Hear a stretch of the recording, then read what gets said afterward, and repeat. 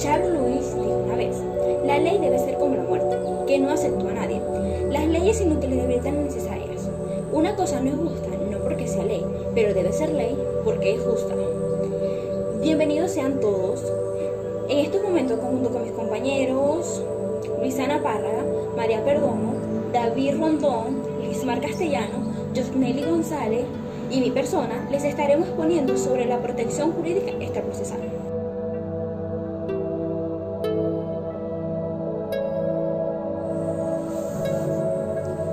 Como primer punto tenemos la protección jurídica extraprocesal, en el cual veremos interdicta, estipulación y preturia, y restituciones y integro.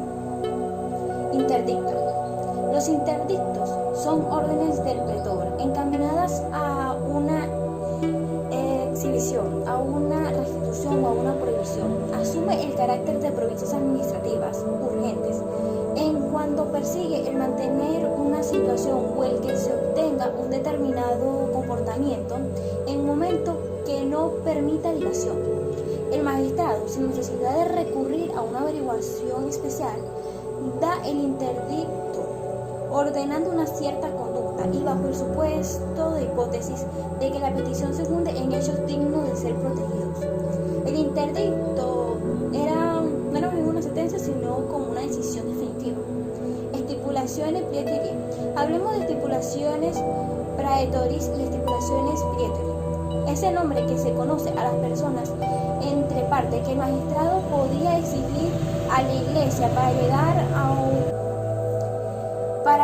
un buen término. El proceso de prevenir eventualmente perjuicios impuestos, de todo con el fin de extender la protección del derecho civil. Son aquellas situaciones de hechos que merecían la justicia pero no la tenían. Restituciones y integro. Son decisiones magistrales de carácter extraordinario, por virtud de las cuales se anula de plano una situación, ya sea de carácter formal o material, para volver a un estado jurídico anterior. Tal retorno al estado originario es ordenado por el pretor, luego de examinar y ponderar las particulares circunstancias del caso y atendido nuestros registros en el edicto. Bueno, con esto culminamos. Muchas gracias. Lo dejo con mi compañera.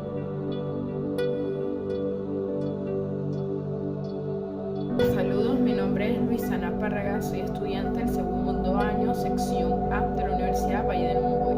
En esta oportunidad les voy a hablar sobre los interdictos en el derecho romano. Los interdictos en el derecho romano se plantean desde una óptica distinta al de la transmisibilidad hereditaria de las acciones derivadas de las relaciones conceptuales, frente a la regla general de la transmisibilidad hereditaria de las acciones penales. En el derecho romano se afirma desde época muy temprana la transmisibilidad hereditaria de las acciones derivadas de las relaciones comerciales. Nos encontramos en el ámbito del comercio ante las relaciones jurídicas que afectan a los patrimonios de los contrantes y que por lo tanto han de tener correspondiente reflejo en los activos y pasivos patrimoniales que puedan recibir el heredero en cuestión.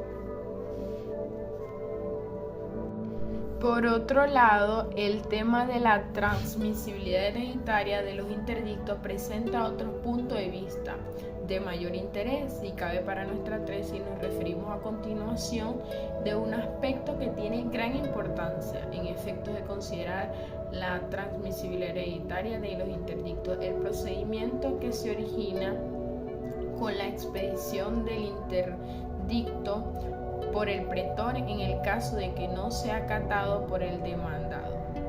Justiniana de los interdictos partimos del hecho de que el complicado cauce procesal nacido de los interdictos respondía en el derecho preclásico y clásico a principios jurídicos que no son propios del derecho posclásico y justiniano. Además, desde el punto de vista procesal, se asiste a la sustitución del proceso formulario, el cognitio extra ordine.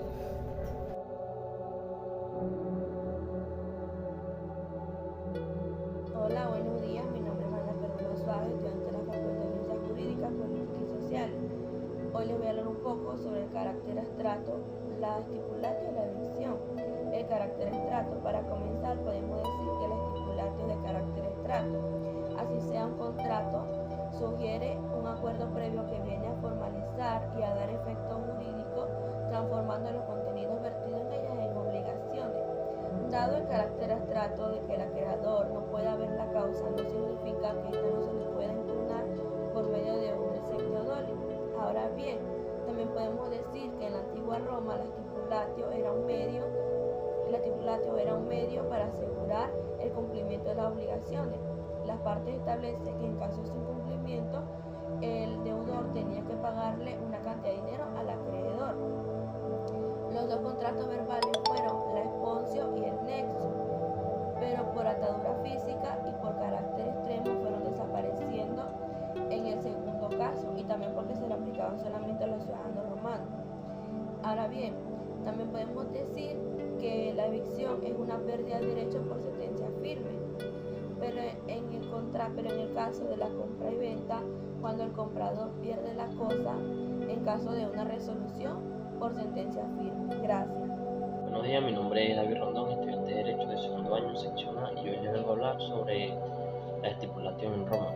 Bueno, esta estipulación tenía sus orígenes y sus requisitos, que eso es lo que voy a dar a conocer seguidamente. Bueno, la estipulación y sus orígenes no están del todo claros, pero se cree que su aparición se debería al tránsito que arrancaría desde el esponsio, la que a su vez sería originalmente un procedimiento de caución. Esta forma verbal del esponsio habrá de ser utilizada con el tiempo. Todo esto como un modo general de vinculación contractual. Sin prejuicio de esta afirmación, la estipulación se diferencia del esponsio, y por cuanto a esta última es un acto perteneciente al ius civile y por tanto solo es accesible a los ciudadanos romanos. En cambio, a la estipulatio es considerada ius gentium, y por lo mismo los peregrinos podían tener todos ellos acceso a ella. Los requisitos. La estipulatio es un contrato verbal. Es un contrato verbal abstracto y auténticamente romano, que no tiene paralelo en los demás sistemas jurídicos de su época. Los efectos que de este instituto nacen dependerá del pronunciamiento de ciertas palabras contenidas en una pregunta y en una respuesta. De esta manera, mediante un esquema sencillo y preciso, se puede dar el nacimiento de una infinidad de obligaciones. Los 4 requisitos de la estipulación son los siguientes, que son la oralidad, la unidad de los actos, la presencia de las partes y la última, que es la congruencia. Bueno, la oralidad, según Ulpiano, él deja claro que la celebración de la estipulación requiere el pronunciamiento de las palabras, de modo de que debe ser un asentimiento con gestos tácitos respecto a la pregunta formulada. Todo esto da nacimiento al contrato. La unidad de acto, esta exige la unidad de acto o acto continuo. Quiere decir en relación a que la respuesta deben seguir la interrogación, y el tiempo entre uno y el otro dependerá de las siguientes circunstancias de cada uno de los casos en particular. La número 3, que es la presencia de las partes, aquí Gallo él señala que respecto a los contratos verbales, esto no puede celebrarse entre quienes no están presentes en el mismo acto.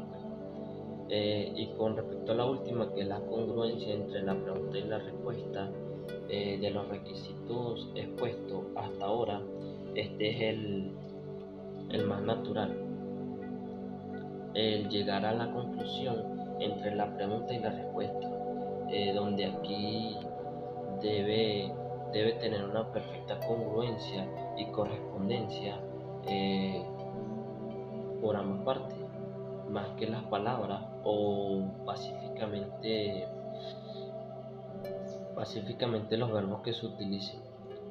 Lo que realmente importa aquí es la perfecta mancomunión entre lo que se pregunta y lo que se responde.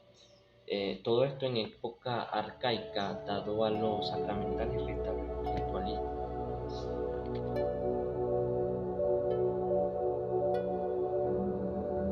Un cordial saludo para todos. Les habla la compañera y estudiante Lismar Castellano.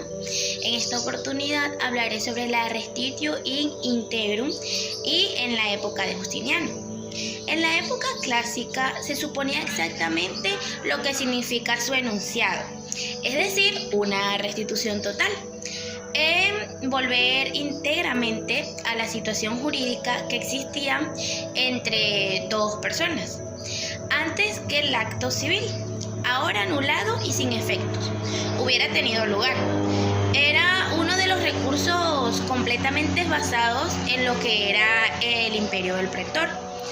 Toda su tramitación procesal se reducía a una simple solicitud con el objetivo de lograr la intervención de lo que era el pretor.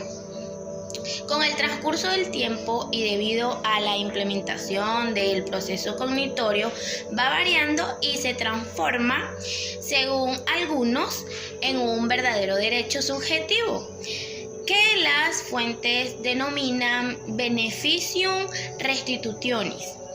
Han surgido diversas opiniones, las que en su mayoría ponen acento en la decadencia de la institución respecto del concepto clásico de ella antes dado.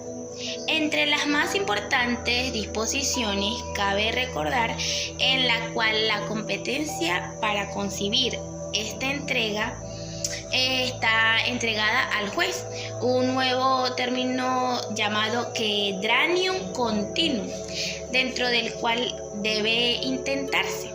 Creemos que la Restitio in Integrum en la legislación de Justiniano efectivamente era un derecho subjetivo titulado por la ley.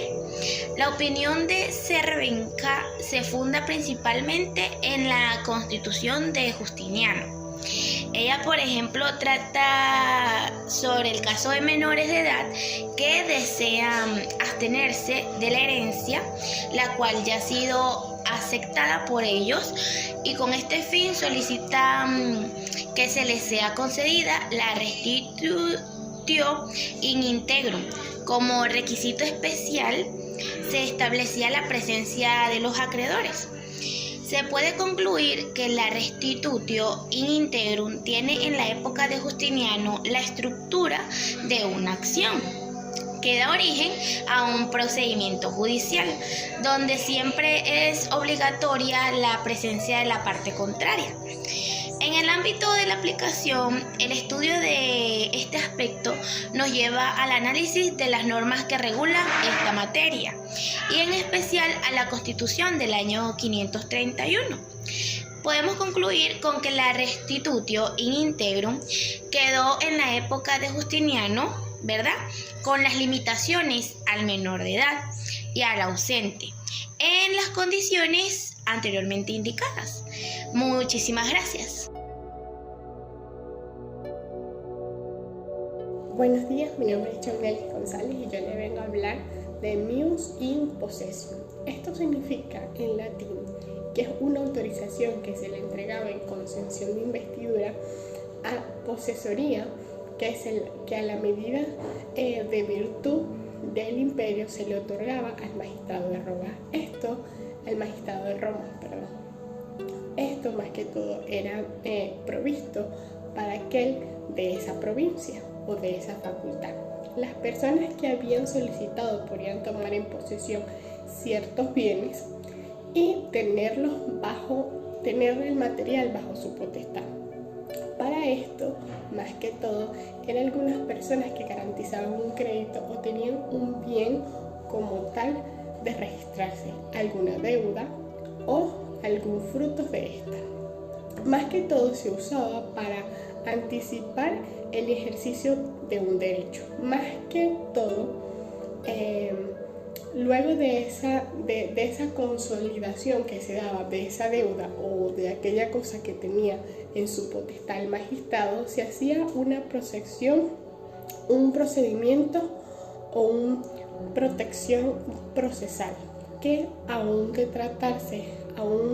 era para tratarse estrictamente de una posesión que estaba asegurada. ¿Por qué? Porque la tenía el magistrado, como lo dijimos al principio.